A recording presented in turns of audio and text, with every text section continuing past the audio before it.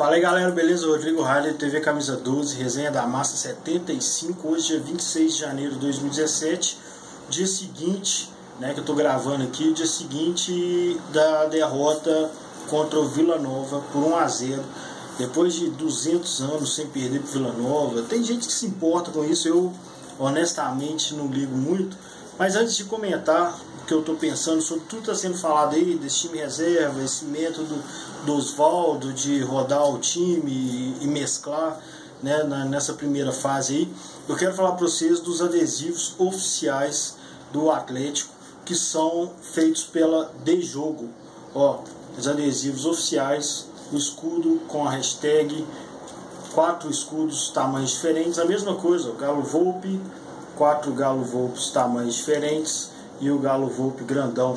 Uma galera que me viu anunciar aqui, isso aqui é uma parceria que a gente tem, e questionando o preço.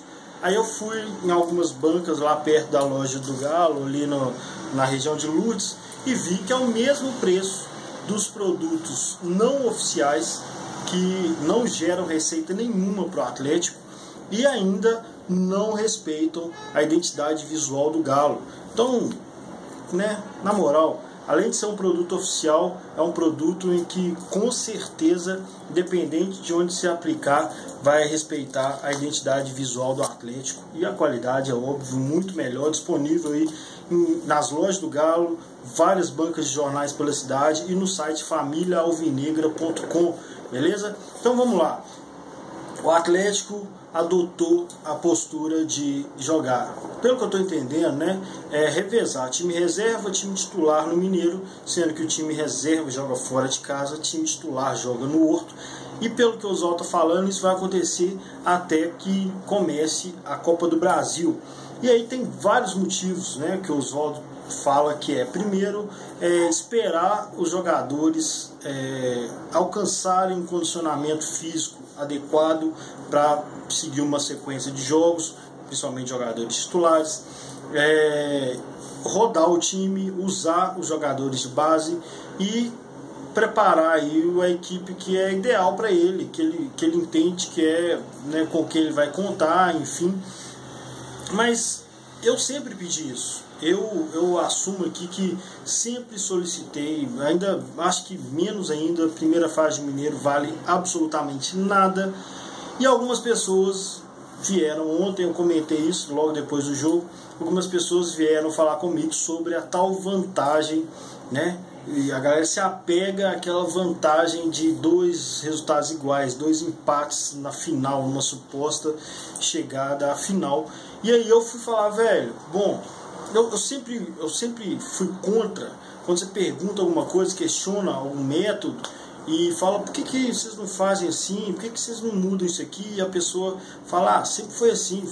Isso me irrita, sabe? Tipo, velho, não interessa se sempre foi assim, se existe uma forma melhor, se você pode procurar uma forma melhor para fazer e se apegar ao comodismo de sempre ter sido feito desse jeito. Isso me irrita extremamente. Então, para mim o Oswaldo já está de parabéns por ter fugido disso. O Aguirre também, eu defendi ele muito na época por ter arriscado fazer isso. E aí, então, já para mim já é satisfatório essa questão de tratar o Mineiro do jeito que ele deve ser tratado, como teste, lançar menino da base, não arriscar alguns jogadores para o resto da temporada, tratar o Mineiro como pré-temporada, é exatamente isso. Mas aí a galera do sempre foi assim, né, que acha que jogador tem que jogar e não sei o que, dar ritmo de jogo, que ele tem todo, acha algumas desculpas. Uma delas é essa vantagem de 2 empates, que eu fui fazer um levantamento recente. Eu sei que isso nunca serviu para nada, e aí fui procurar os últimos 5 anos, que é o que tem no site da Federação Mineira, e aí de 2013 para cá eu vi que em 2013 o Cruzeiro foi o melhor pontuador na primeira fase, o Atlético foi campeão. Em 2014 também foi o único nesses últimos 5 anos em que essa vantagem serviu para alguma coisa. O Cruzeiro conseguiu o título com 2 empates de 0-0, e ainda teve um gol lá, um impedimento mal marcado, que o jogo provavelmente faria o gol. Então, a vantagem mais um erro absurdo de arbitragem deram um título para o Cruzeiro uma vez nesses últimos 5 anos. Porque em 2015 a Caldense foi a equipe de melhor campanha, o Atlético foi o terceiro, né, tirou o Cruzeiro no semifinal, o Cruzeiro foi o segundo e a Caldense foi a primeira, perdeu para o Atlético na final. Em 2016 o Cruzeiro foi o primeiro, nem sequer chegou na final, nós perdemos para o América lá, aqueles vacilos né, atribuíram a Gui, eu acho que não, eu acho que o time era mais que suficiente para ganhar do América, enfim. E em 2017 o Atlético teve essa vantagem, então, e não precisou dela, né, empatou uma e ganhou, ou seja, a vantagem só fez diferença uma vez nos últimos 5 anos, e mesmo assim com o erro de arbitragem a favor do Cruzeiro.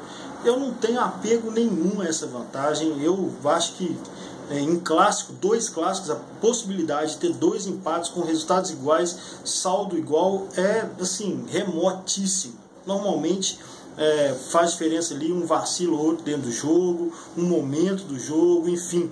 Lembro de 2011, se não me engano, nós comemoramos igual louco uma liderança de primeira fase conquistada no último minuto num gol contra o Ituiutaba, que hoje é o Boa, e aí na final a gente perdeu para o Cruzeiro com aquele lance lá que o Magno Alves errou um gol na cara do Fábio, né? Então assim, a vantagem nunca serviu para nada, gente. Para que você vai se apegar a essa bobagem? E aí eu falei até outro dia que inclusive outro fator que me faz apoiar demais e ser totalmente contra a torcida que pede time titular na primeira fase do Mineiro é que eu cresci, né? Tanto as fases boas como foram a década de 90, para mim foi uma fase muito boa, quanto as péssimas fases do Atlético de 2004 até 2011 mais ou menos. Eu cresci vendo o Atlético atropelando na primeira fase, enganando trouxa, eu inclusive, e aí chegava no Brasileiro, sofria, chegava na Copa do Brasil, não passava das quartas de finais, Sul-Americana não avançava. Então assim, então eu aprendi, gente, finalmente, que a primeira fase de Mineiro não serve para absolutamente nada. Então me desculpe, eu estou passando para vocês aqui a minha opinião, não questiono quem pensa diferente. E por que eu penso desse jeito? Trazendo exemplos de que essa vantagem de empate não é determinante e que um bom desempenho na primeira fase de Mineiro não significa absolutamente nada. Em 2016 nós tivemos crise o ano todo porque perdemos o Mineiro para o América. E aí achamos que o Mineiro é a fórmula de deixar o treinador pelo menos mais tranquilo, mais sossegado para trabalhar. E em 2017 nós ganhamos o Mineiro em cima do Cruzeiro e não adiantou nada, o treinador teve a pressão do mesmo jeito, foi demitido do mesmo jeito. Então no final do ano, e a gente está perto aqui, né, a gente nem terminou o mês de janeiro ainda, então é fácil lembrar de como você estava lá no final do Brasileiro, no início de dezembro. Você estava satisfeito com o título? Não estou falando de classificação na primeira fase, não. O título do Mineiro te fez passar um Natal bacana, um Réveillon legal em relação ao futebol do Atlético? Não, não serve para nada, não garante nada, nem o título, quanto mais a classificação em primeiro na primeira fase. Isso é totalmente irrelevante.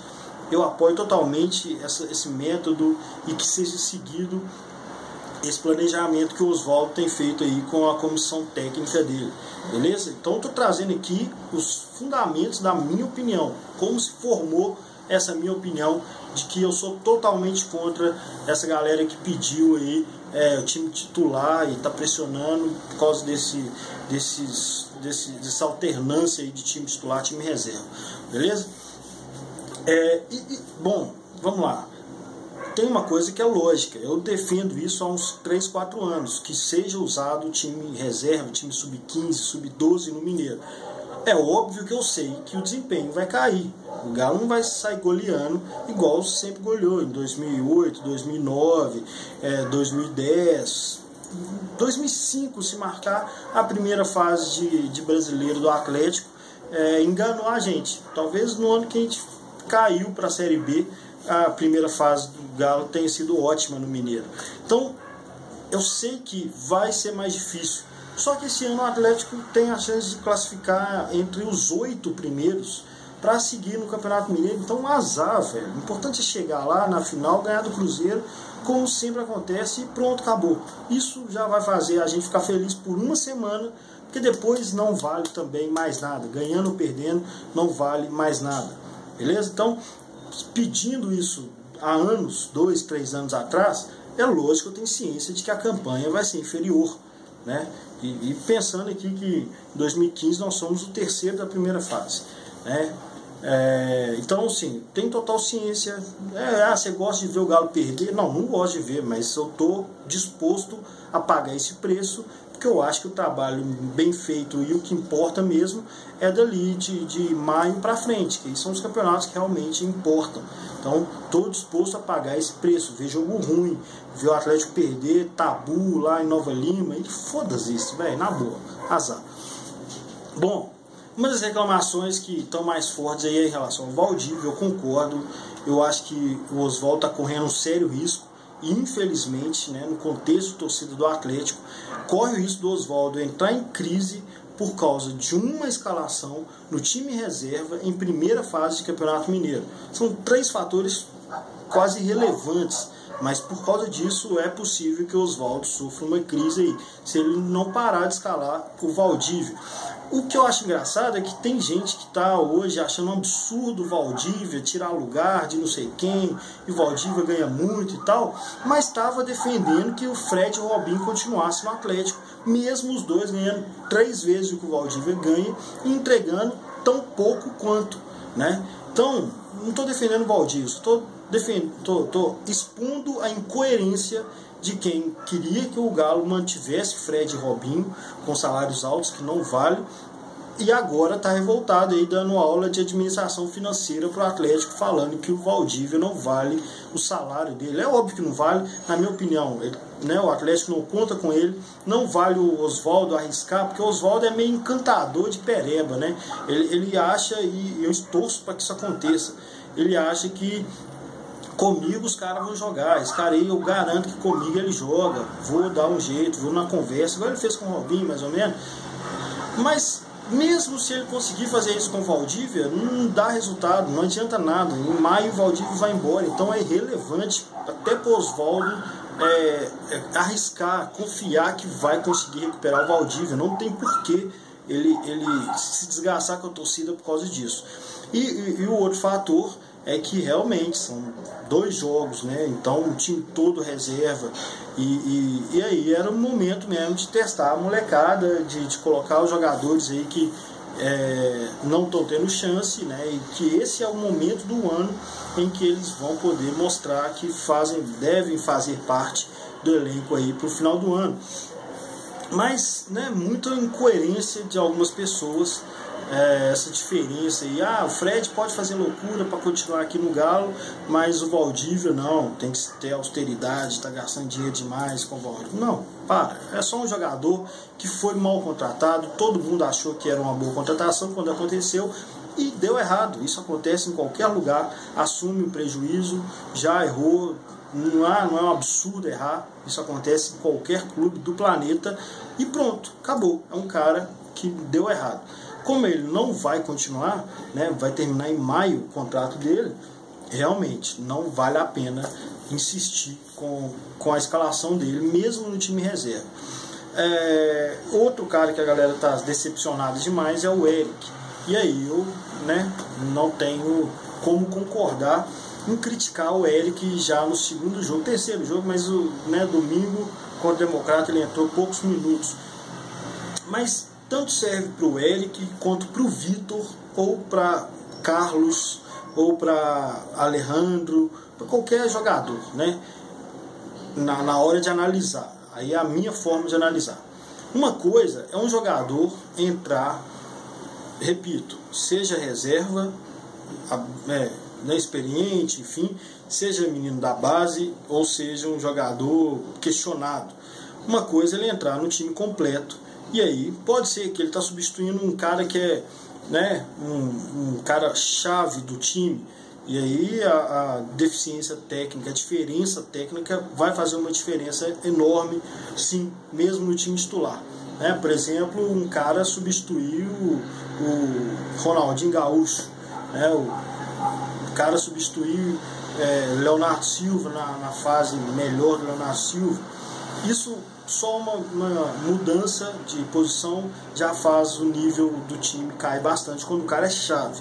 Mas sem considerar isso, considerando que é um time completo e entra um Eric, né, ou entra um Carlos, ou entra um Samuel Xavier, ou entra um Alejandro, um Iago, é óbvio que o resto do time, que é o completo, que é o principal, vai dar uma segurada ali no nível técnico, tá? Então é uma análise a ser feita, o cara jogando no meio do time titular, com pessoas que o suportam, que vão apoiá-lo, vão dar instrução para ele, e o time ele já está jogando junto, já está entrosado, ele entra diferente, então é mais fácil para ele se adequar rapidinho no jogo ali e ir bem, né? O Eric é um cara novo, e novo contratado inclusive, e está sendo mostrado no time completamente reserva. Aí a análise, na minha opinião, é totalmente diferente, né? O nível técnico é muito inferior, o time está tão sem ritmo de jogo, tão desentrosado como o principal ou qualquer time no Brasil aí, nessas 2, 3 rodadas de estadual. E aí você quer avaliar o cara por esses jogos. É impossível falar que o Eric é uma contratação mal feita, né, nesse período agora. A gente vai ter que esperar mais um pouco. No caso dele especificamente, Valdívia é um caso, o Eric é outro. Assim como o Alejandro, o Carlos também está, né, tendo teoricamente chance no meio do tanto de reserva. Enfim, vamos com calma aí nessa análise. Eu acho, né, que deve tomar algum cuidado em relação a isso. No mais, galera, eu acho que pensar no ano do Atlético, foi a mesma coisa que eu falei no jogo contra o Boa, é pensar na temporada do Atlético, o que interessa. Eu já dei exemplo aqui no começo do vídeo de que no final do ano o título do Mineiro não salva o final do ano de ninguém. A gente está bem próximo aqui para se lembrar o que aconteceu há 5, 6 semanas atrás. Então, vamos fazer essa projeção para o final do ano, que aí você vai ver quanto não interessa isso que está sendo feito aqui agora para a gente que é torcedor, mas talvez para o elenco, talvez para a preparação física, talvez para o técnico saber com quem contar e com quem não contar, isso faça muita diferença. Então, vamos parar de ficar querendo ganhar de Patrocinense. Cá para nós, o Atlético vai jogar com a Patrocinense no Horto agora. E qual é a relevância de ganhar da Patrocinense? Se goleia a Patrocinense por 7-0, segunda-feira ninguém vai falar, não, vão com calma, isso é só Patrocinense. Mas se perde, então vão, né, tratar com a mesma irrelevância, porque, né, quando ganha não quer dizer nada, quando perde é um absurdo. Calma, galera, beleza? Vamos pensar que pela primeira vez está sendo feito, pelo jeito, espero que esteja sendo mantido um planejamento aí no Atlético e que a diretoria, o Galo, o Oswaldo realmente, né, ouçam. Tô sabendo que a torcida está reclamando e tal, mas deixa eu fazer o meu aqui. A torcida vai para a arquibancada e canta, eu faço minha parte aqui, espera para ver o que vai dar. É isso que eu penso que deve acontecer, e isso não quer dizer que no final do ano nós vamos ter ganhado tudo, mas eu posso garantir, no final do ano, mesmo se não der título, posso falar que o trabalho foi bem feito. Uma coisa não tem absolutamente nada a ver com a outra, né? Então eu acho que o trabalho está sendo bem feito e apoio totalmente. Vamos lá, vamos esperar, tanto em relação às contratações, em relação aos jogadores da base e em relação a esse método que está sendo adotado aí. Beleza, galera? Some não, um grande abraço.